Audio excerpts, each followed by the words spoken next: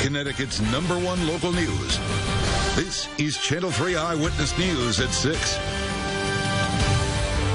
We begin this half hour with developing news out of Waterbury, where police are investigating an apparent murder-suicide involving an off-duty police officer. Good evening, and thanks for joining us tonight. I'm Dennis House. And I'm Kara Sundlin. In tonight for Denise, the gunshots were fired early this morning on Marion Avenue. That's in the city's Bunker Hill neighborhood. It's also where we find Channel 3 New Haven Bureau Chief Matt McFarland, who is live with the mobile newsroom tonight. Matt? Well, not only is it a crime scene and an investigation, but it's also the second time in a little more than a year that Waterbury is dealing with losing one of its own members of its department who took his own life.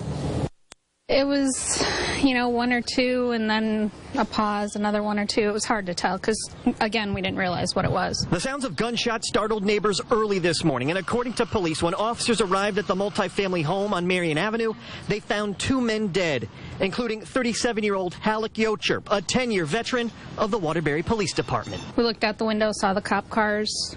We knew something had happened, but no details. It's believed Yocher shot the other man, then turned the gun on himself. We're told the two knew each other. Again, it's tragic. That's because it's not the first time the department had to deal with a sudden loss like this. Last June, Deputy Police Chief Chris Corbett took his own life at his parents' house, located just 2 streets over from today's scene. For the Waterbury Police Department to go through this, and of course twice in approximately 13 months, it's difficult for us.